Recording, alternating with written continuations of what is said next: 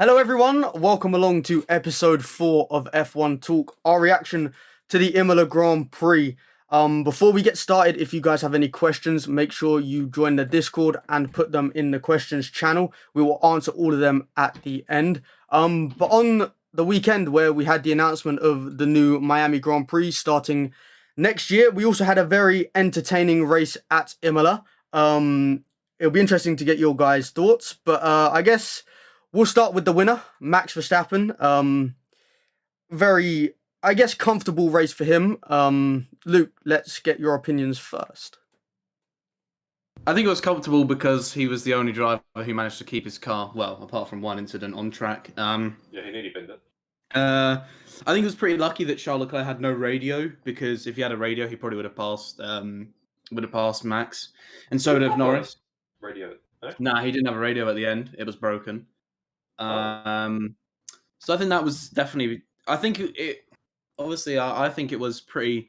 Everyone's like, "Oh my god, he won by like 22 seconds," but then everybody else was fighting. There was massive DRS trains. He did what he had to do, and he won fair and square. And yeah, I think he got a little bit fortunate with Lewis straight line and a wall, but yeah, I suppose you create your own luck, and yeah, he did what he needed to do.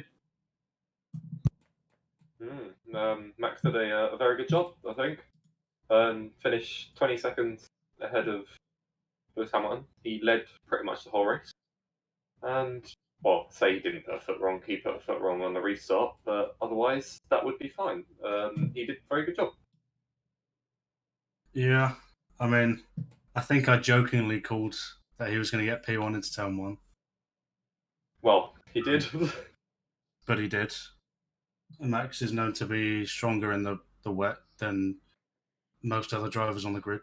So, his performance in the wet wasn't exactly a surprise, especially with the car that he has. He had the best start on the grid. Like, he started in second, and that seemed to be the best way forward. We started in third. No, as in gear. Sorry, not position. Gear. Gear 2. Yeah, I think it was definitely a good performance from Max, but unfortunately, again, they just. I mean, I suppose both teams, Mercedes and Red Bull, they just don't have a second driver at the moment. I think Lewis and Verstappen are completely in a different league at the moment. Mercedes have a very, very good race car. I don't think they have the best one-lap paced car, but I think out of everybody, I think they have the fastest race car in race conditions. Yeah, but it was the curse of the second drivers for the top teams. Mercedes are pretty lucky that Lewis managed to pull it out the bag, because I didn't think he would. I thought yeah, that's true. I did think he was going to leave it in the wall parked up, and you're thinking, oh, all right, hello. But yeah, I think it's definitely a really, really good job from Max. But yeah, we'll see in Portimao if anything changes. Let's just get a bit then on that turn 1, turn 2. I guess not incident, but the battle between Verstappen and Lewis. Do you think that Lewis maybe should have backed out of that move and maybe, not necessarily had a better race, because obviously we all know what happened about midway through the race when he crashed into the barrier. But, if Lewis had backed out of that move, do you think he could have potentially have overtaken Verstappen soon after, or what do you guys think? Matt, we'll start with you. Well, I mean, it's hard to tell. I mean, they had good pace in the wet, but I mean, considering Max's pace after that, it would have been close. It would have been closer than 5 seconds or whatever the average gap was in sort of the wet part of the race. But I don't know. I think the incident in turn 1, I mean, Max had the right to take the race in line, in fairness. Lewis probably should have backed out, but it is what it is. It happened. There's always turn 1 contact in there, really. Always people not fully in the game yet. But I think as well, Lewis is a racing driver. You brave it around the outside. You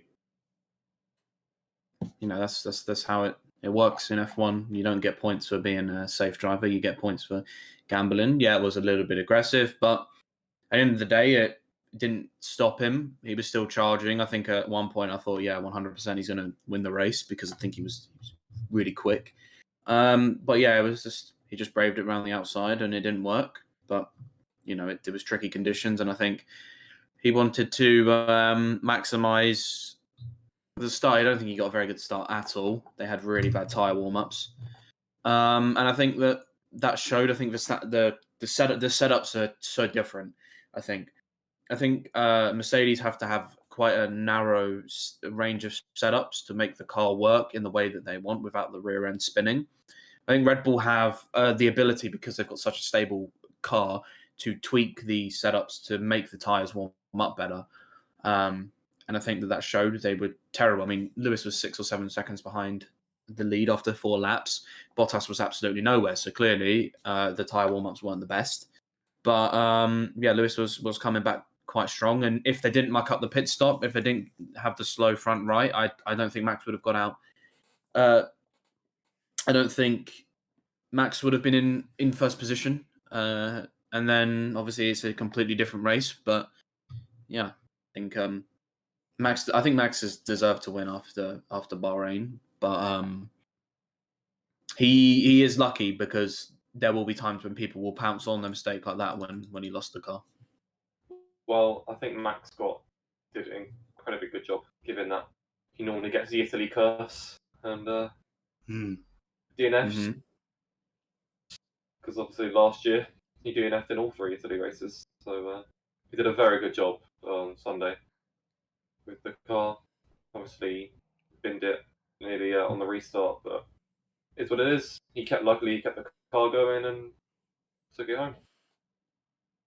Okay, then. So a good win for Verstappen then in the end. We've obviously spoken about Hamilton, but let's just have a quick comment on a very rare mistake, one we don't see often from Hamilton.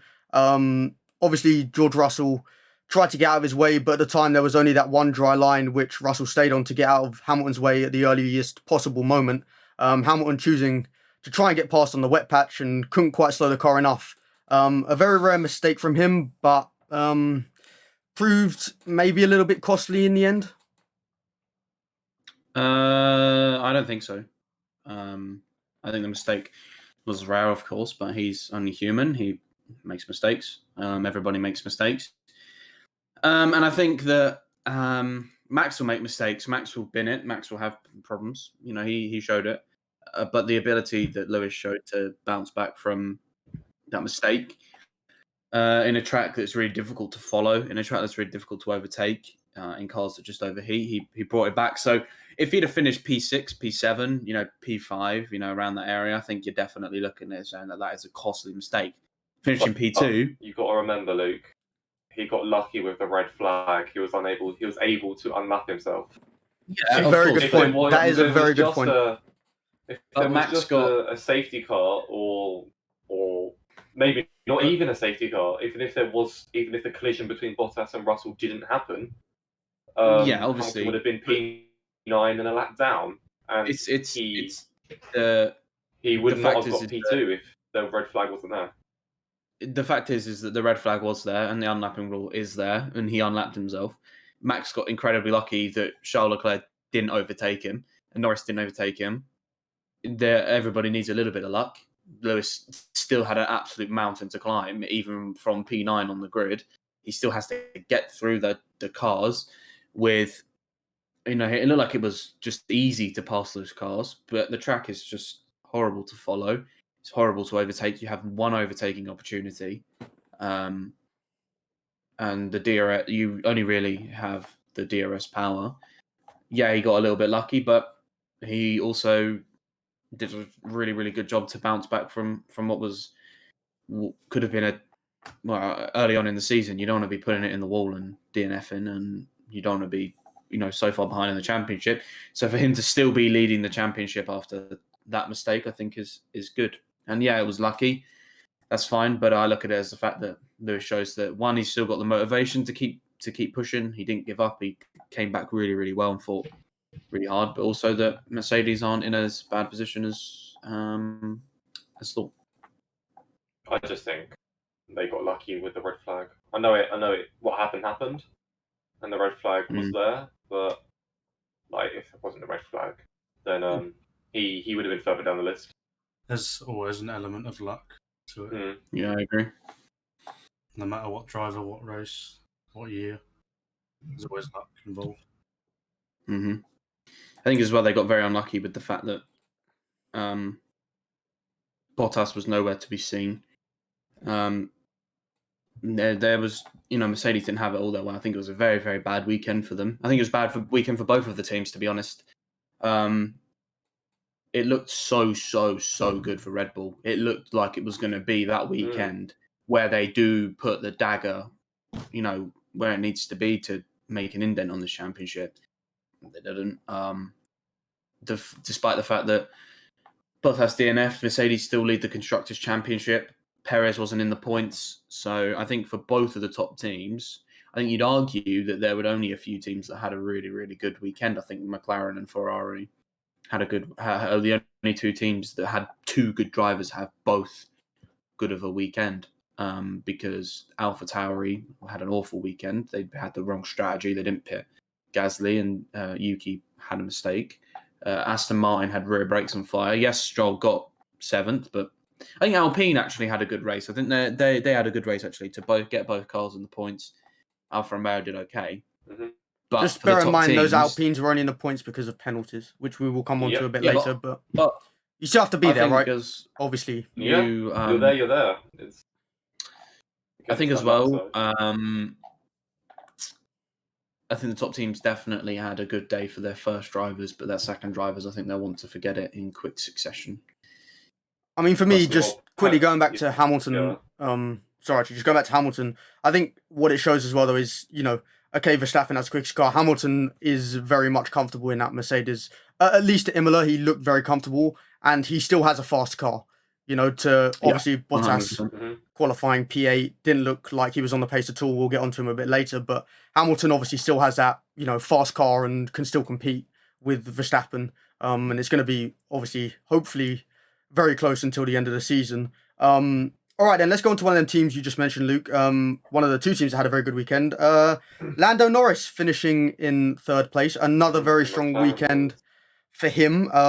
Nearly got P2, but Hamilton again, just too quick for him at the end there. But a very good weekend for Norris and McLaren as a whole. Matt, let's get your thoughts. Yeah. I think this is more of what we expected from McLaren at the start of the season. Obviously, very heavily influenced by Danny Rick. If he didn't let him by in the early parts of the race, well, Norris wouldn't have been P3, simple as that. But good pace from him all weekend, actually. Apart from maybe early Friday, where McLaren didn't expect to be as fast, but they made some changes and came out and gave it everything. And I think it paid off for them. Do we think that Lando could have got P2 if he got that P2 qualifying spot? No. Oof, tough question. If you're talking about conditions, I actually think that McLaren had a similar problem to Mercedes with tyre warm-up because Lando had a really bad start. He got hit off the start. He was pretty slow, but then they dealt with the Did he damage get hit quite off the well. start? Yeah, they did on his own board. He nearly made contact with Ricardo. He nearly made contact with Ricardo. Wheel spin off the start. Someone hit the back of his car on the onboard. You can hear it. I think that they had a very, very good. I don't know actually. I think the car is very good. I think Lando's just driving really, really well too. I think the thing is yes, Daniel is probably he's brilliant, but Lando was showing that he's the number one at McLaren because as soon as Lando got past, 4 or 5 laps later, he was 10 seconds ahead. So I think he's definitely doing he's doing something right. But not only that, I think the car looks really, really good. I think in the early stages of the weekend, I was a little bit worried for them. A lot of people were saying, that McLaren has just, they're not anywhere this weekend. And I particularly was a little bit sort of confused why they were not as fast as I imagine. But come qualifying, I think Lando looked really, really good, and it's so unlucky that he made that tiny mistake when it matters at turn 9. But I don't think he would have got P2 in the race purely because of that, because he would have got eaten up by Max off the start.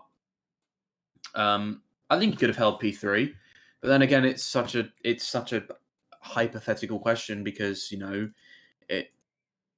you don't know what would have happened if Mercedes, if Bottas didn't bin it. You wouldn't know if Max didn't catch the car, if Perez didn't spin twice, if Perez didn't get the 10-second penalty. There's a lot of things that you could say, well, if this didn't happen. But I think that if you're a McLaren fan, you should be very, very happy with the fact that Lando came from P7. And I thought he would. I did think he would do it, but not because of the car, because I think he was really, really annoyed with himself on Saturday, and I think he has the complete right to be, because he had. I mean, I thought he was going on pole. I didn't think. I didn't think he. That would have been nice. 4 100ths of a second to Lewis. But not only that, I think he was gutted, and you could see in his face he was really upset about it. He was really annoyed that that he made the little mistake that cost him valuable track position on a track you can't overtake. But I also think that McLaren nearly ruined it for him, because putting on the soft tyres for 30 laps, I mean, that is brilliant to do that. 30 lap stint on soft tyres. So, yeah, I think Danny Rick was okay. I think it wasn't the best of weekends for him. I can't lie. It wasn't an outstanding weekend from him, but definitely Lando did a absolutely brilliant job. Yeah, agreed. Lando smashed it. Like, yes, he, again, as I said, could have got P2, but unfortunately Hamilton was too quick for him. And Lando accepted that. Lando didn't really care that he didn't get P2 in the race, because he knew that Lewis was going to be quicker than him and was going to get past him, which is nice. And also, I liked how Danny just accepted the team orders, and he understood what was happening. It was a good thing to see. I think he Just knew. to, Go on, go Matt. ahead. Okay, I'll say, just to clarify it, Norris got hit by Stroll in the braking zone of turn 1. Ah. Yeah, there you go. I mean, I was going to say, I think Danny knew from obviously qualifying just how much pace Lando had compared to him, and like I said, I think as a McLaren fan's perspective, from FP1 and FP2, it looked like they were nowhere and probably looking like they were going to struggle a bit. And then definitely on the Saturday, Norris turned the corner with the car, got it going, looked very quick. Obviously, as Luke said, thought, maybe he was going to go on pole, but if it wasn't for track limits, would have been P3, I think. Yeah, a very strong weekend for them, but another strong weekend for Ferrari as well, finishing P4 and 5 for Leclerc and Sainz. A very strong result for them. Luke, on your thoughts on Ferrari? Yeah, I think the battle is going to be really interesting, because the Mercedes and Red Bull are quite closely matched. I think there is a bit of a too big of a gap for anybody else to be thinking about challenging those two. But I think the challenge to look for is Ferrari and McLaren. I think that they're pretty evenly matched. I still think Ferrari lack on the straights. I do think that their straight line speed still isn't as good as it should be. But, considering last year, if we were doing this last year, we'd be talking about them not getting into Q2 and Seb, breaking, Charles and Seb colliding, their poor performances. So yeah, to see them battling for podium positions, I think any Formula One fan would say that it's really nice to see, because you don't want to see them, as much as in 2018 and 19 and 17 they were really, really big challenges to Mercedes. You don't want to see them down the bottom, struggling, not being able to contest. Having a tractor as a car, You don't want to see that. You want to see the scarlet red Ferrari fighting for positions. I think they've got a long way to go to if they can start thinking about beating McLaren. But Because I think McLaren and Ferrari are going to be fighting third here. I think that it will be back and forth. I think that there will be races where McLaren, like yesterday, were completely unstoppable. But there will be races where Ferrari are good. And I think, if I'm Ferrari, I would not get too excited just yet because it's only 2 races in, a long way to go yet, 21 races to go yet. We got a lot of racing to do, a lot of laps to be done. But it's promising. I think that's what people need to sort of, kind of get in their mind is that there is a long, long, long way to go. There's so many races to go. You've got so many different circuits, street circuits, fast circuits, circuits which with more corners, difficult circuits. I think all circuits have corners. Yes, obviously. But I think it is important to notice that Ferrari are good. They're not back. They're not going to be winning races this year unless there is something that goes incredibly wrong at the front. But they look competitive again. And I think Charles Leclerc does as well. I think Charles Leclerc is he's doing really well. I think he's really pushing that car. I felt a little bit sorry for Sainz. I think he was only just out, but Sainz, it looks okay. I think I'd put him in the category with Daniel Ricciardo. I don't think he's fully ready for the car yet. But yeah, I think they got P4 and P6, P4, P5 yesterday. P4, P5 for Leclerc and Sainz. That's a brilliant result for them. They would take that with they would bite it for that last year. What's nice to see is that both Ferraris were together. Obviously, Carlos being the rookie of the team. Exactly. There isn't. There wasn't good to see. There wasn't just Leclerc doing whatever he could with that car. It was, actually we've got a good fight for third. I think it's going to be exciting for sure. I mean, I'm super hyped about it, especially with other stuff going on as well. I think it's definitely a really good time for the sport because we have got 2 of the you got arguably the best driver to ever step foot in a Formula One car versus a guy who is incredibly quick. And Max is definitely world championship worthy because his mentality is completely different. And then you've got for me, Ferrari and McLaren have 2 of the strongest lineups on the grid.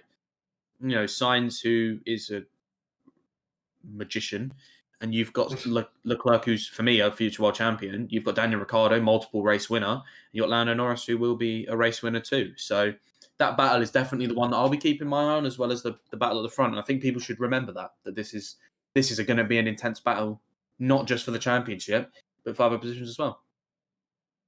Well, yeah, we got Ferrari. Both drivers have got podiums, and we've got McLaren with both drivers have got podiums. One of each driver's got wins as well. So, all right, then let's get a quick word on Ricciardo. Then, finished P6, another P6. I believe he finished P6 last week as well. But for me personally, I thought again he looked like he wasn't quite up to scratch in the race with that McLaren car. Looked like he was dropping off. I think was almost overtaken by Stroll and Gasly at the end. He was fighting them again by the end. So we're sort of going backwards again. Still looks like he's struggling, as I said. Matt, let's come to you for this one. Just a quick thought on Ricciardo. Yeah, I mean, it was a good pace. Well, it was good pace considering he's been in that car for 2 race weekends and testing. But I think to anyone that's writing him off at the moment, or in fact writing any driver off, then forget about it. Because, with drivers like Ricciardo, Vettel and Sainz, who are all on completely new platforms of cars, I mean, they're just going to be getting up to speed. So I hope that when Ricciardo gets up to speed, he can have a pretty tight battle with Norris. I mean, he's got speed and he's got consistency, so he just needs to find the pace in that car and the pace in himself. And I think we should see a good Ricciardo, especially in that McLaren, because that's looking mighty strong. It's interesting because Ricciardo is obviously 2-0 against Norris in qualifying, but Norris is 2-0 against Ricciardo in race. So we'll see how that battle develops throughout the comes season. to experience, doesn't it? Really, I mean, Yeah, fair enough. Norris has had so many races in that car, and especially the feeling of worn tyres. Like, it's all good getting experience, but if you're only getting it on fresh tyre sets or reasonably fresh tyre sets, then you're not going to have the knowledge, of how the car reacts when the tyres give you less grip in the race and when the fuel load's lower, etc. So, And I feel like qualifying should have been 1-1, but Norris obviously invalidated. I mean, sure, but as we said at Yeah, the start, it is what it is. drivers make mistakes. So Yeah, unfortunately, that was just a bit too far for Norris over there. I top end of think track, so Norris's fault. anybody who writes Danny Rick off needs to have a look at themselves because he's in a new car. But I think you can tell by his body language that I think he's definitely, I don't think he. It's difficult because he looks like there's not many mistakes. You don't see him spinning or you don't see that. I just think that the pace, it's not there. It's not there. He was holding off Lance Stroll, which arguably Aston Martin have got probably one of the worst cars out of the midfield. And I think he just needs to adjust. I think people need to stop putting pressure on him. It's been 2 races. Like I just said, there's 21 races to go. If he is like this in 3 or 4 races, in mid-season, when near the end of the season, if he's still having this pace, I think you'd have to go, okay, well, what are we going to do about this then? But it's been 2 races. And it's the same with Checo.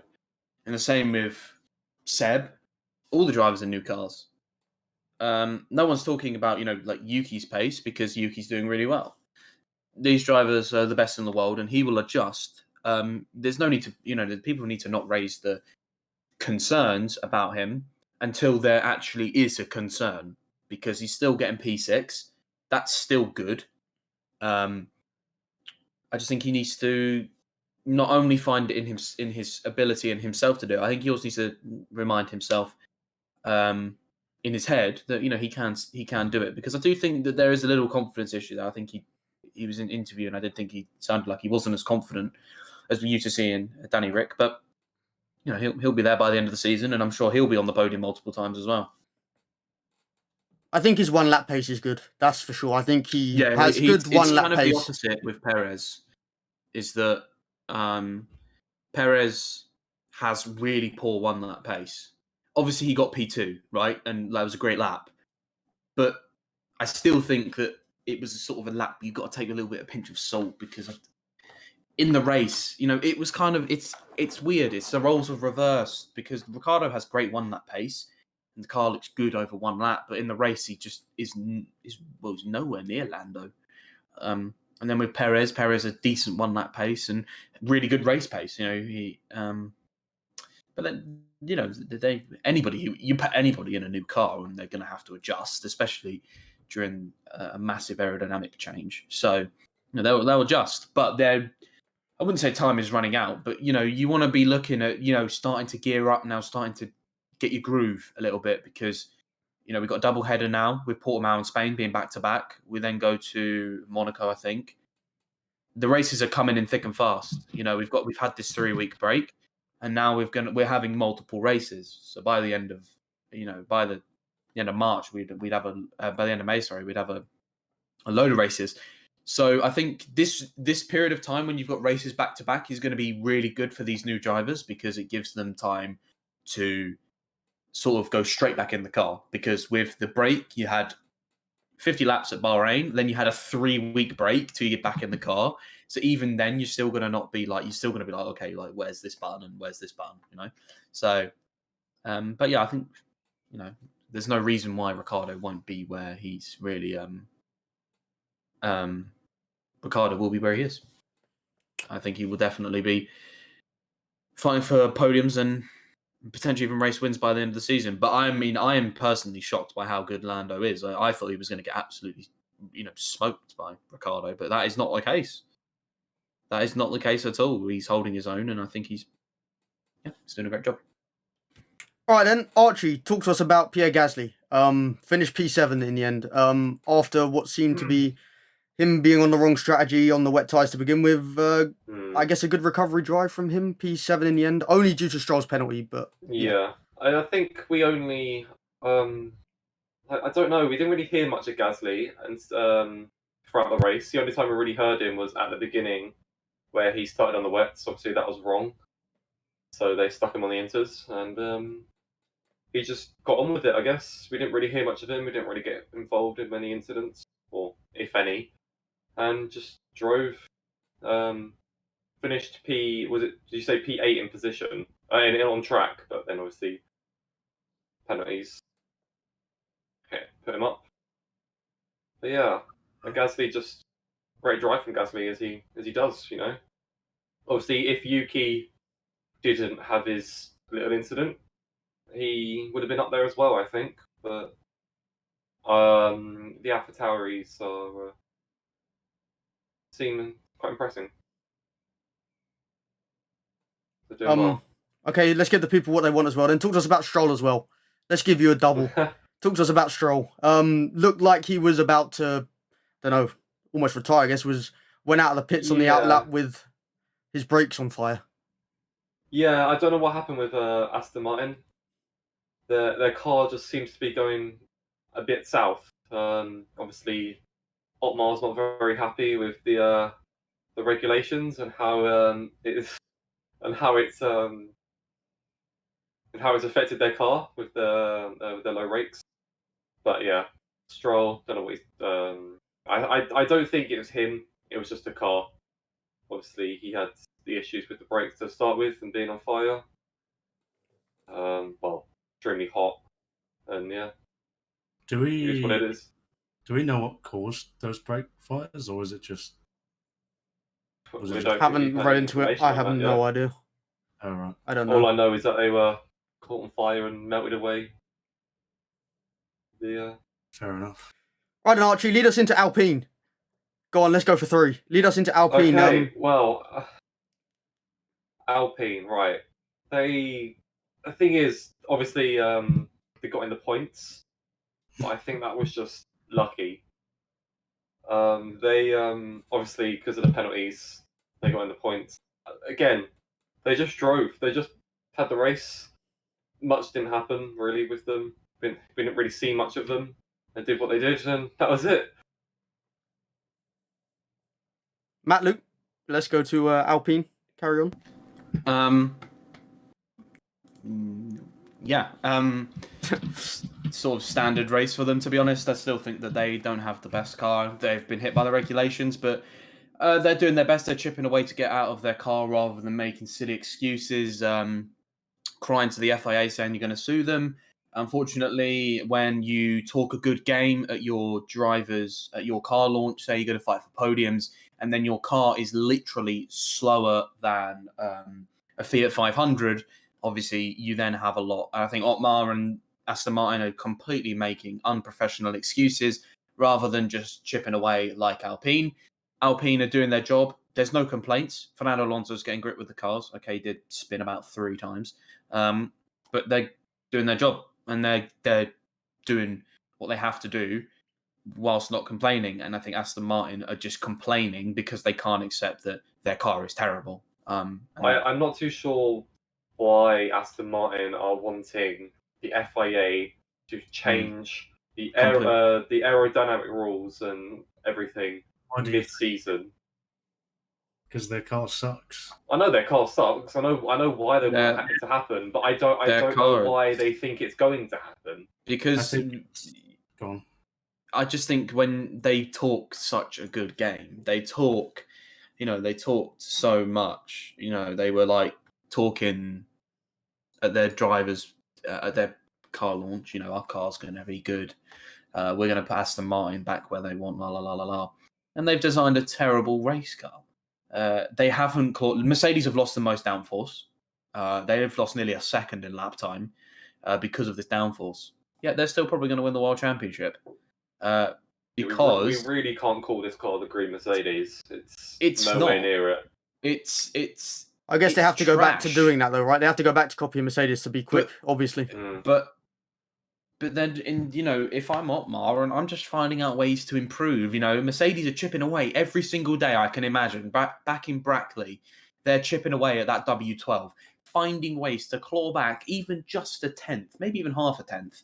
And you've got Otmar saying, "Yeah, we're going to sue the FIA." What's that going to do? You already look like an idiot because you've talked a massive game, and now you've made a terrible race car. Just face that your car is utter rubbish. And just get on with it. Find your downfalls. Find ways to improve. Let the results happen. I just think it's really weird. Really weird. They had a really good car last year because they copied the W10. They start chatting all this rubbish, saying they're going to sue the FIA.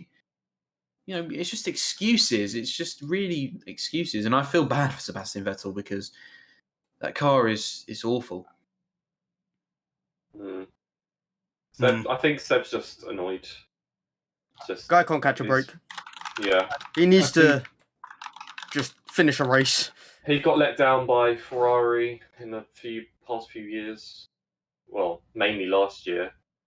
But now it seemed like it was going to go really well for him in Aston Martin, but clearly not. It's just gone downhill for him.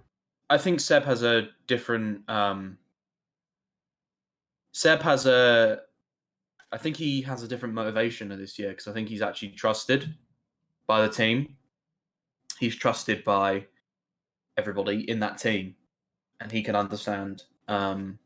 He knows that they will keep working on it, and he's a 4-time world champion. And again, just that it comes on to the exact conversation that we seem to be having every race weekend: is people writing him off.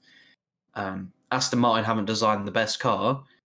I still don't think he's comfortable at all. The thing is with Seb is when I watch Seb and he's driving, his hands just don't look like they're sort of like when you watch like Norris and Lewis and Valtteri and Max and Perez, they flick. Their hands just run smoothly into the corners. Seb just looks like they're all over the place. So it's clear that the car is definitely not where they want to be. But what's good is Seb isn't buying into what Otmar is saying and the excuses that Otmar is bringing up. He's just saying, look, we're going to try our best, and I think that's what we can do. Yeah, I mean, I think with the steering, it's hard to judge, really. Every car has different steering racks, different... Yeah, it's just mine. It probably isn't comfortable, and I'm not saying that. It's hard to judge just from a steering wheel or steering input. On the bright side for Aston Martin, at least it's the last year of these regulations. Hopefully but year, knowing them, they'll design an even worse car next year. And but we don't know because obviously every team has got to design completely new regulations. Yeah, I think. It's hard to say. Will rake still think of being a thing next year? It's probably not to speak about now, but I don't know.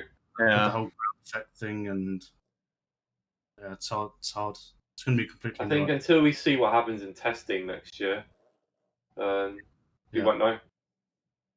Or even just the car reveals. But we should. Next team. Who's the next team? Alfa Romeo. Yeah. Not bad. Unlucky. Yeah, I think. Kimi got quite unlucky with the penalty. He got a 30-second penalty, didn't he? That's a bit harsh. What was his penalty for? Because I haven't actually the start infringements. I think he spun under the safety car, and I just think it was a little bit of a mess. I don't think we ever really. There was obviously a clarification, but I don't think it was justified enough. The rolling start. I think Giovinazzi was on for a really, really good result. I think he had a brake problem, didn't he? He had to pit because he had a brake problem. I think his rear brakes or something wasn't working on the brakes. Obviously, he had to pit, and you lose 15 to 20 seconds on the pit. So yeah, I think they're another team that I think I think you've got some really good battles this season, which I didn't expect. You've got the front two, you've got the midfield. I think AlphaTauri are in the midfield for the a chance. You've got Alpine versus Aston Martin, Alfa Romeo versus Williams, and then you've got Haas, who, to be honest, I think they're just happy that both their drivers finished their race. To be honest, I don't know what Haas are saying there. but coming on to Haas, actually, I think what they're doing this season is quite smart in a way. Obviously, this is the last week that they're upgrading their car, so there will be no more upgrades to that Yeah, I piece understand what they're doing. of metal on the car, but, on the track. But I think it's quite good.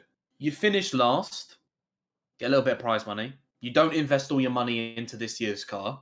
You accept that you're not going to do very well. You go down to the bottom. You get more wind tunnel time.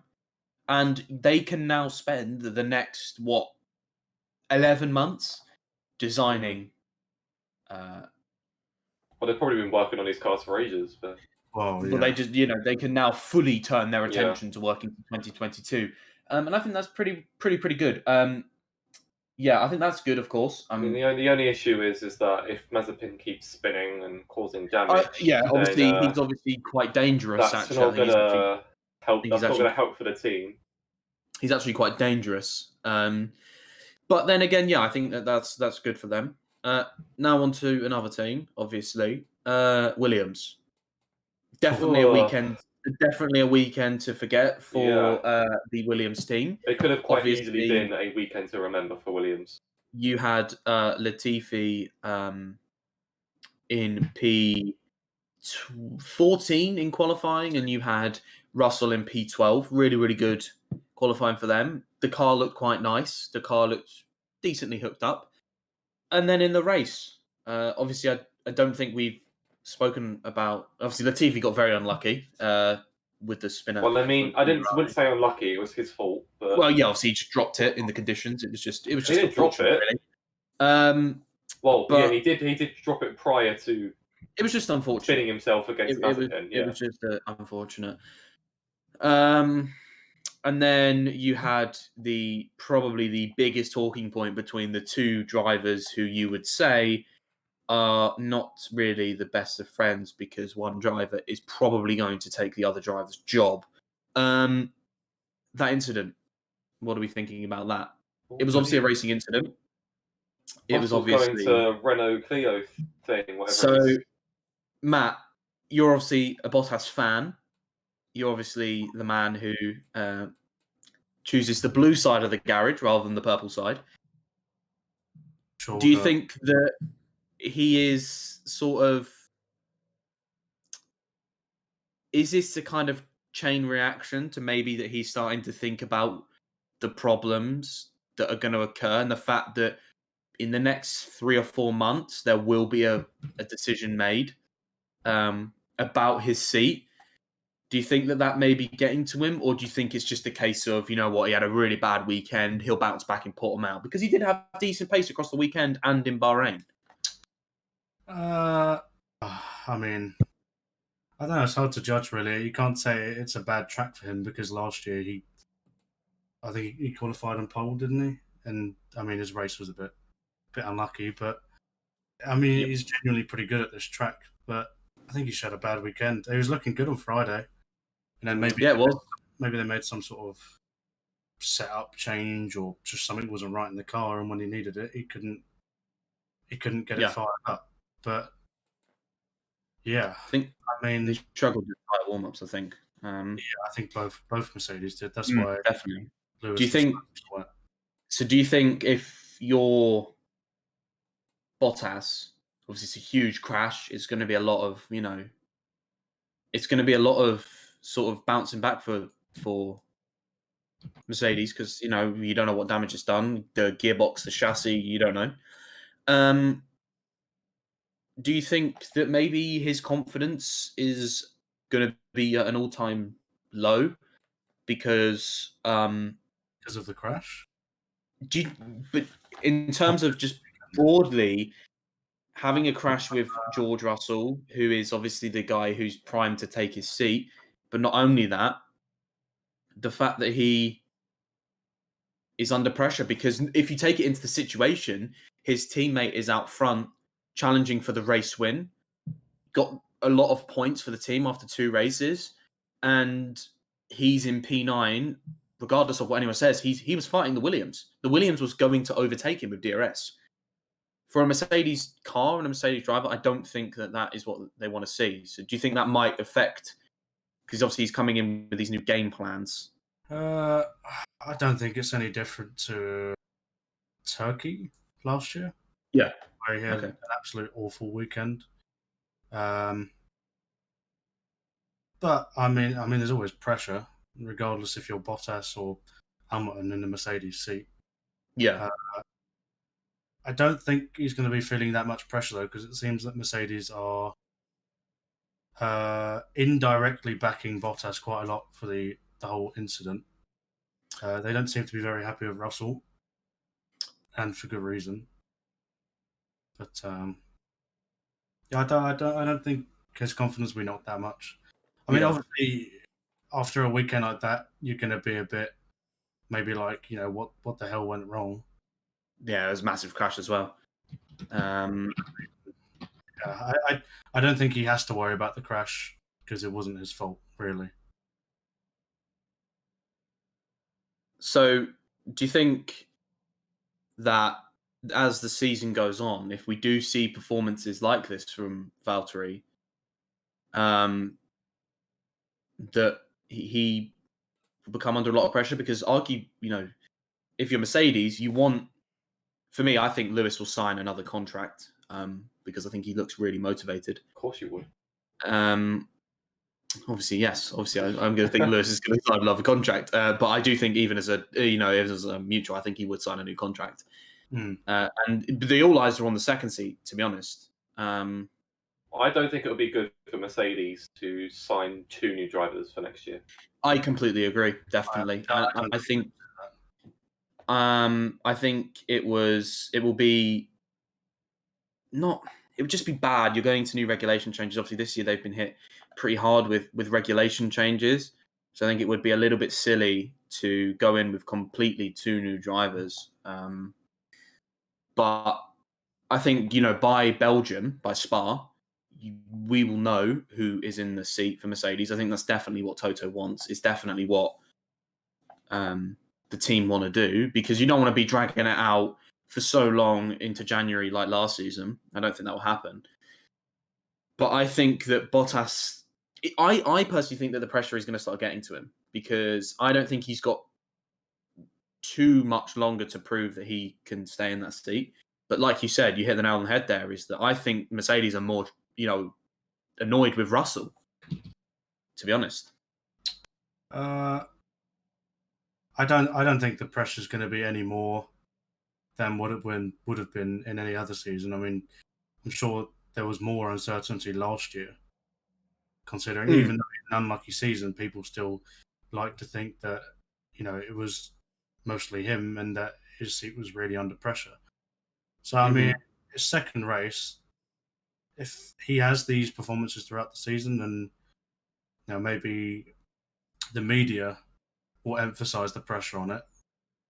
But I don't think Bottas himself is going to feel that pressure. I mean, if you start feeling that pressure, you're just compromising yourself, really. The performance. You don't have to think about it until it comes around. Yeah. But, Matt, what do you think? You got any thoughts? I mean, Bottas struggled for me. I think, we need to remember here that before this whole weekend, I think, leading up to it, I think we heard that Bottas had spent countless hours in the simulator, perfecting his, setup and everything. And as you said earlier, it looked good on the Friday, topping the timesheets in P1 and P2. And then I don't know what happened on the Saturday, but whatever did happen, obviously wasn't, didn't work, but or whether it was set up even tweak. in Q1 and Q2, he looked comfortable in Q1 and Q2. Just the moment they got out in Q3, he just snappy at the rear, understeer on entry, oversteer on exit. He just looked Where was after Bottas Q3. for Q1 and Q2? Q1 and Q2, I think he was. I think in Q1 he was up there. He was. He around. looked fine. He looked fine in Q1 and Q2, but the moment he got into Q3, I think that's where I lost hope. But yeah, sorry, man. I mean, again, I still don't forget though. The top six. Where did Bottas qualify? P8, wasn't he? Yeah. P8. So the top 8 were split by 4/10. So definitely. sure, Bottas, wasn't up there on the front row or anything, but I mean, it just shows how quick, some of the these cars are this year, and with McLaren being up there, Ferrari with Leclerc especially, he looks really quick over one lap. Bottas really needs to, get his act together and start pulling in some laps because, some cars behind have really good one lap pace. So he's going to keep qualifying down in P8 if it's that close every week. 4/10 isn't a lot. I agree. So, but it's good to see. It's good to see that, you have Leclerc who's really quick, Norris and Ricciardo. So, yeah, but come back, I think, Bottas just really struggled in the race especially. And, wasn't very good after Friday, I thought. I just want him to. I want him to win in Portimao. To be honest, not even win. Obviously, I want Lewis to win, but I want him to have a good race weekend. I just want him to have a free weekend because I do think that he is a driver that can take. I think we saw him in Drive to Survive as well. That he takes these messages that he gets from these trolls on social media quite seriously, and they're damaging for drivers, and I want him to just prove it, but. It gets to the point where I'm worried about him having a season like Albon did last year, and I'm worried that the car isn't as suited for him. I'm just worried about these little issues that he's going to have that might stop Mercedes from being as close to Red Bull. And yeah, I think it's definitely. I just want him to have a clean weekend where everything is fine, and he, either gets P2, gets it on bowl, and just has a good race. Well, with regards to Bottas' qualifying, he topped the timing sheets in Q1. I think. Well, there we I go. did just check that correctly. Yeah. And I'm not too sure about Q2. I can't, because it shows me weirdly. It was either P1 or P2 in Q1. And then in Just Q2, obviously he was on the mediums, so I think he was pretty low down in Q2 actually. I think he didn't have a great medium lap, but obviously, we all know what happened. I think his first flyer was really poor in Q3, and Bottas topped the timing sheets in Q1. It's just a weekend to forget for him, and I think he needs to just go right. That's over. It was absolutely rubbish. Let's move on. We'll see. All right. I guess let's end off with some questions then. We do have rather a lot, so I don't know if we're gonna get through absolutely all of them. But we can go through, answer a few of them. Some of them we have already sort of answered anyway. I think one for me here, we could probably answer is, do you think Ricciardo will be able to challenge Lando's pace? Yes. Yeah. Yes. Yeah. Yeah, it would just take a few races for him to get used to the car and find the pace. But no, he will be able to challenge him. 100%. I mean, he can do it over one lap. He can do it through one lap. We've already seen that he can do it because he's been in quali. So just in race pace. I think I think in Spain we'll see him with true pace because he'll have a race weekend and then he'll have another one straight after. So I think that will be good for him. But I think he will by maximum the end of the season. We'll see him the Danny Rick that we know. But who do we think the best of the rest is going to be in terms of the constructors? So ignoring Red Bull, Mercedes, and McLaren. Yeah. Who's going to be top? Who's going to get fourth? Ferrari. Yeah, that's what I'm thinking. Like, what about Ferrari? So we'll go best of the rest in terms of the front two. So Mercedes and Red Bull are the front two. We know that now. Well, it's either going to be McLaren or Ferrari that's going to get third. I think it's going to be Ferrari. I'd say McLaren, to be honest. I think the hardest one to choose is going to be who's going to come fifth. Fifth. I think it could be Tauri. I mean, I think for me, one of the things is, Imola, I think especially, wasn't a track that suited McLaren, and for them to get a result like they did, sort of shows why they can. I think they'll probably end up in that third spot. It's going to be close with Ferrari. There will be tracks obviously better suit Ferrari, better suit McLaren, but I think definitely between the teams it seems like Ferrari have better speed through the slower corners. Yep. But the McLaren is just quick in a straight So line and fast in on a the high straight. speed corners. So obviously, again, different tracks and will suit the different cars. But I think McLaren, third and sixth again is a very good result for them at Imola. So yeah, I think McLaren third. Okay.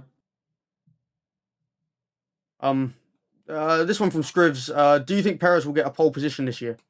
He was close this weekend, but not quite there. I would like to think he would.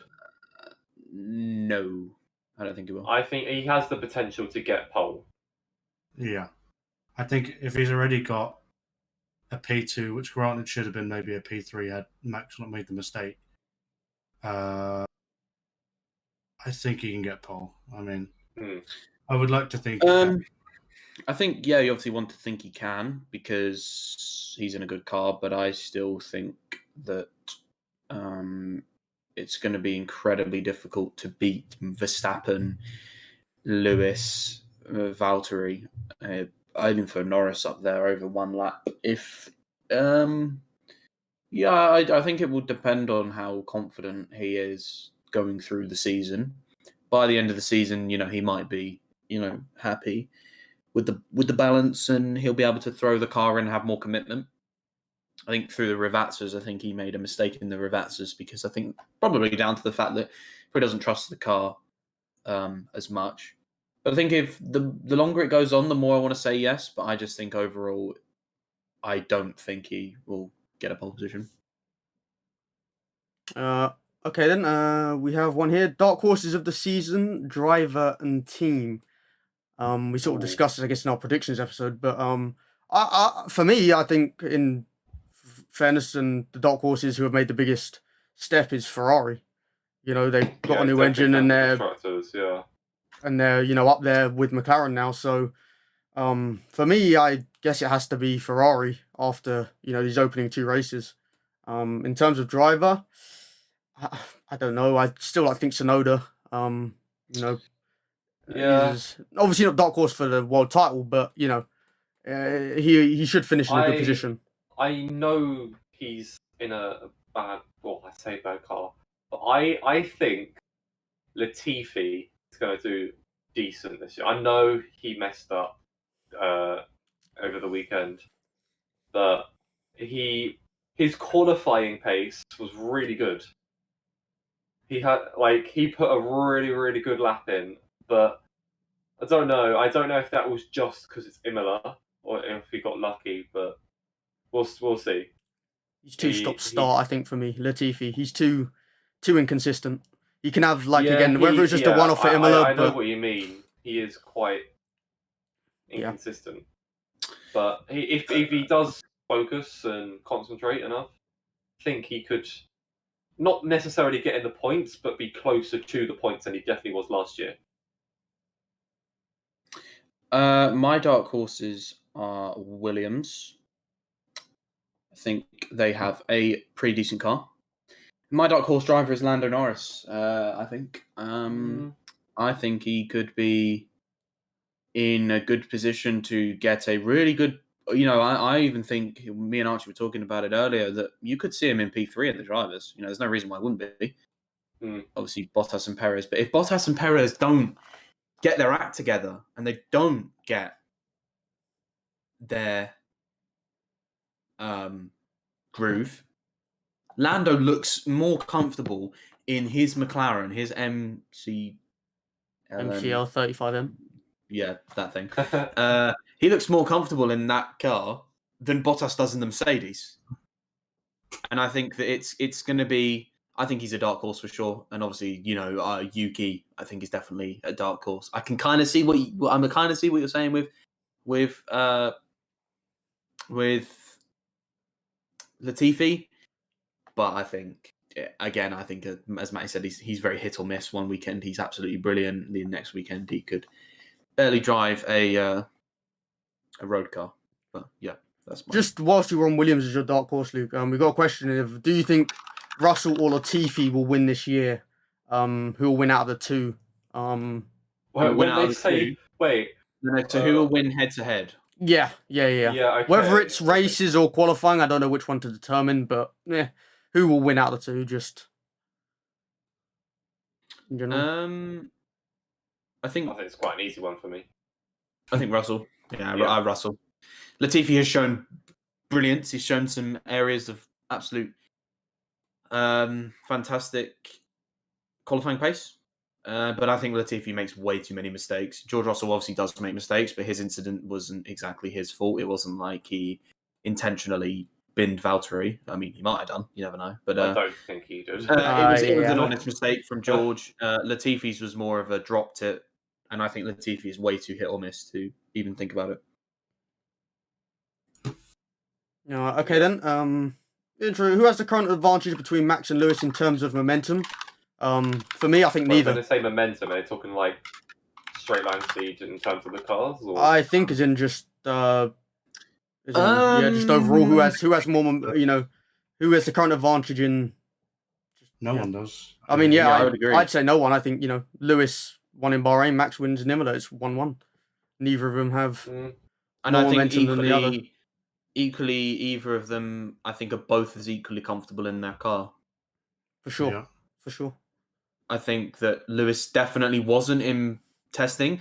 If this was a testing, if we were doing this sort of, and the results from testing were the exact same, and Lewis was still, struggling with the rear and making the silly mistakes, I would go Max. But Lewis looks comfortable. Max looks comfortable. It's 1-1. It's game on. That's more important. Well, there's a question here from Jonesy asking, will Williams consistently be able to get into Q2 like we saw in Imola? I'm going to add a little bit onto that and say, do we think we're going to see them in Q3? Yes and yes. Bit of a bold one. Yeah, obviously I think, George was only a 10th off, right? In getting to exactly. Q3. And I think their car is decent. I think they're the best opportunity for me to get into Q3 is definitely now in this part of the season when you've got drivers who,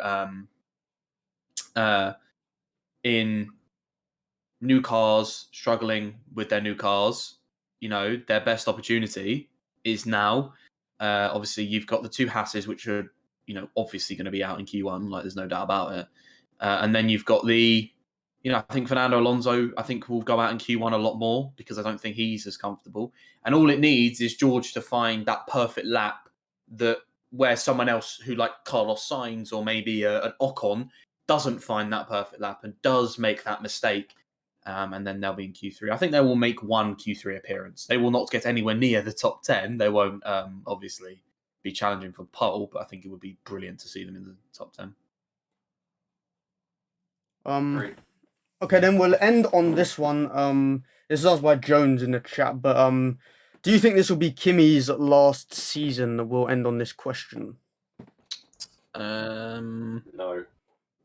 It'll be however I long. don't think so. I think Kimi still likes racing. I know that he's obviously the It's only a hobby. Yeah, obviously it's only a hobby, but I think Kimi is still motivated to race, and I think as long as that goes on, as long as he's motivated, why shouldn't he race? But I think definitely Alfa Romeo will be looking at their younger. Kimi will be 41 at the end of the season. I think Well, Kimi, obviously, being the most experienced F1 driver. Yeah, but obviously, you've got Callum Ilott who Mm. is coming through. You've got drivers who are coming through at the moment that, Alfa Romeo, but more importantly, Ferrari will be looking at going, okay, we might need to include this driver. But Like, Alfa Romeo are either going to go the route of, do we keep our current drivers to see what they can do with the new 2022 cars, or do we take a risk and go with a young driver lineup and see what they can do being in a new car? It's going to be a tough decision, I think, for them. But I reckon Kimi will stay, and maybe Giovinazzi as well. I mean, it depends if Kimi wants to spend time with his family. Yeah.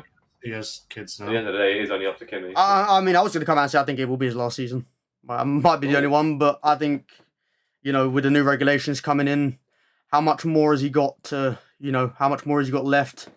Who knows where Alfa Romeo are going to be in the future? I think, as you said, they could go down the young driver route with Ferrari.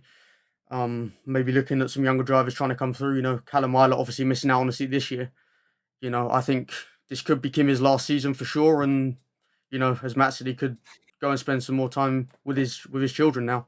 So Maybe even do another motorsports and experiment in other areas. We never know. He might be put on the as a reserve driver.